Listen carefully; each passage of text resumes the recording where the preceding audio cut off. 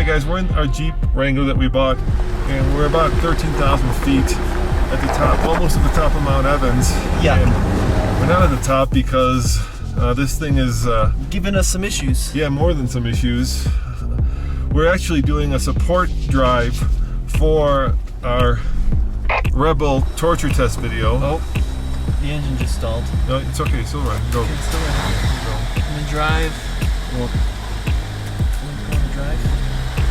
Okay. and what's happening is the engine's stalling, the battery's not charging, and we had to actually stop. Well, you know what? Let's just cut to the beginning of this video and you can see how we got into this mess. Hey guys, so not brilliant news. I am out here on the top of a mountain, Mount Evans, the highest road in America. We're at 13,000 going up to 14,000 feet, and I'm having some pretty I don't know if they're significant, but rather troublesome issues with our Wrangler 2-liter turbo. So at the bottom of the mountain, I was backing up, and it was a slight incline. I was going pretty slow, full lock, and the engine stalled. And I'm like, huh, that's weird, but no issues. Then about 3 miles up the mountain, I got my little battery light here, which is an indicator that there's an issue with the charging system. And I'm like, well, that's weird. So that should be charging at what, 13 volts, something like that. We're sitting at 11, and then of course when I accelerate, it goes down to 10.9.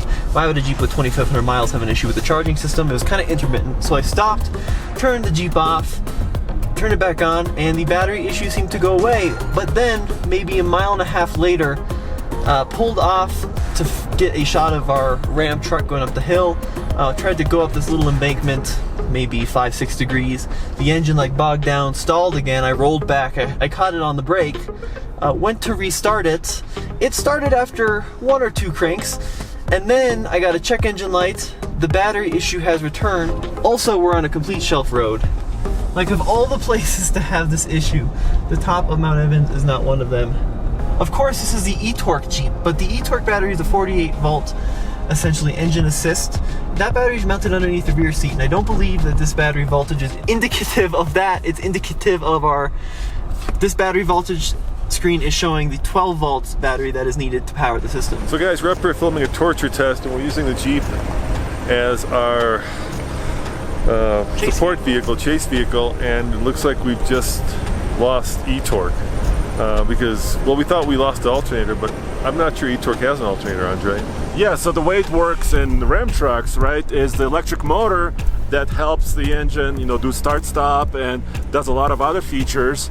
Actually acts as an alternator and charges the battery. Brand new, right? I mean, how many miles do we have on this thing? 2,500 miles. It's been off-road twice, and neither of them have been that severe to kind of regular trails. Yeah. All right. So let's finish this video up and then come back and see if we can baby this Jeep down. The other problem is right here. Look, check this out. This has started yellowing for some reason. Don't know what's going on there. But yeah, we've got an appointment to take it in. Now we just have to get it down. Do they even come and tow up here? Well, I guess they'll tow. I don't know if they will.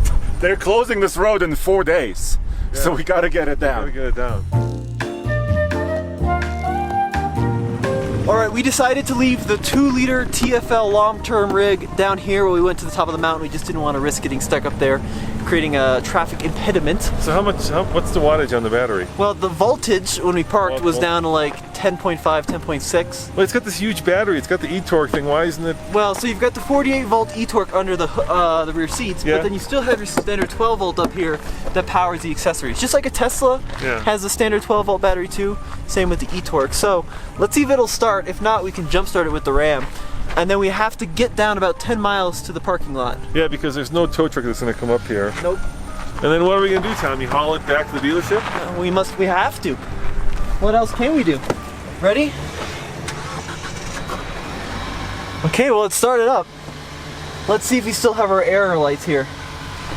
So we still have our check engine.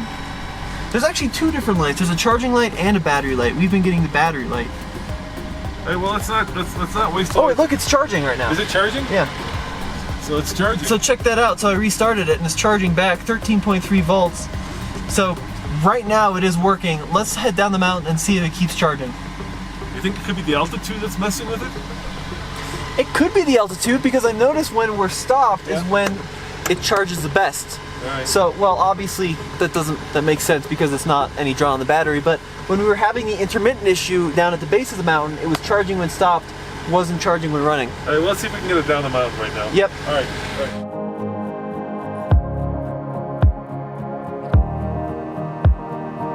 This, Tommy. We got mountain goats here. Look, we got goats. And we got another beep. What's it beeping? Now it says we've got low tire, What? but we just filled them up. We just charged them up. What? Both of them? Yeah. I mean, I just filled them up yesterday to 37. I wonder if it's almost a bad battery because we're getting a lot of weird faults. Well, we took it off road yesterday. Yeah. And we aired it up to 38. Yesterday I was there, so I know the tires are definitely not bad. I can feel the road. They're filled up, right? Right. Yeah. So electrical gremlins. Yeah, it looks like we've got some electrical gremlins going on. So maybe we should trade it on a Gladiator at this point. Get it fixed and then get a Gladiator. I mean, it feels like it's doing okay. Yeah, I mean now it's got 13.8 volts going into the battery. Yeah. You know, when we parked it, we were down at 10.5, but we still have a check engine light on. Yeah. And we have a low tire warning now as well. Let's see if all the other temperatures are doing okay. Oh, the tires came back up. And trans temp is good, coolant temp is good, oil temp is good, oil pressure up to still 48 psi, that's all good. It's disappointing. I love Jeep, and I love this thing's off-road ability. Let's cut to that video where we took it off-road against a Touareg and just show how good this thing is off-road. I mean, it's phenomenal.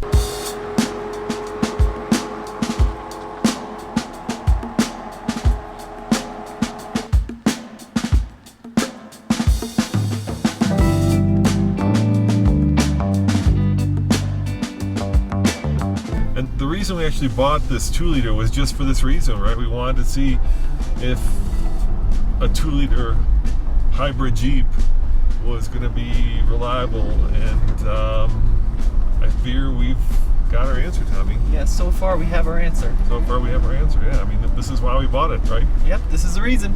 So- You know what I wonder? What? I wonder if it's an issue with the e-torque. Yeah. Because at that low speed situation is when the e-torque is supposed to be giving you its power. Right. Right? So when you are just leaving the line up a little hill, that's when that electric motor should be active. Yeah. So I'm wondering if there's a fault with the electric motor and that it's relying entirely on the gas engine. Okay, well, I made it back down the mountain. I'm here at Johnson's Auto Plaza, our Jeep dealer where we purchased this vehicle. They're hopefully going to get it all sorted out for us and we're going to get back on the road, but battery still is charging 13.7 volts, so check engine light is still on, so hopefully they'll be able to figure out what's wrong with it and get us back on the road.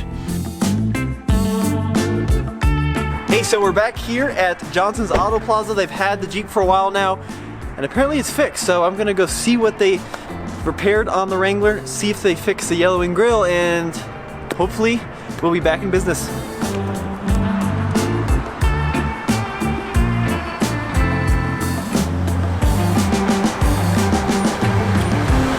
Alrighty, so check it out, the Jeep is back from the service and I have exactly what happened to it right here. So I dropped it off on the 29th of August and it was ready on the 14th of September, just over 2 weeks. And the big fixes were actually 2 service bulletin updates. So one was on the battery pack control module and the other was on the PCM. And this allegedly is going to fix our issue with the low voltage and also the stalling out at low speed. So those were 2 separate service bulletins. Now in regards to the grille that was turning yellow, they actually had to get it repainted. So that wasn't just a simple replace, it was actually a repaint.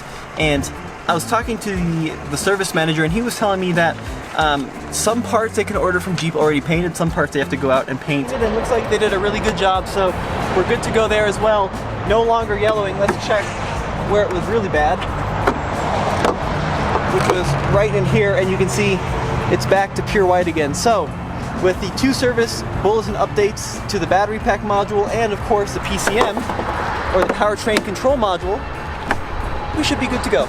Also, we had a recall on the steering damper, so hopefully that's all taken care of as well. So just over 2 weeks, it was all covered under warranty. and now we should be good to go. So let me know what you think in the comment section below. As always, this is Tommy with the Fastlane Car. Go back to tflcar.com for more news, views, and real world reviews.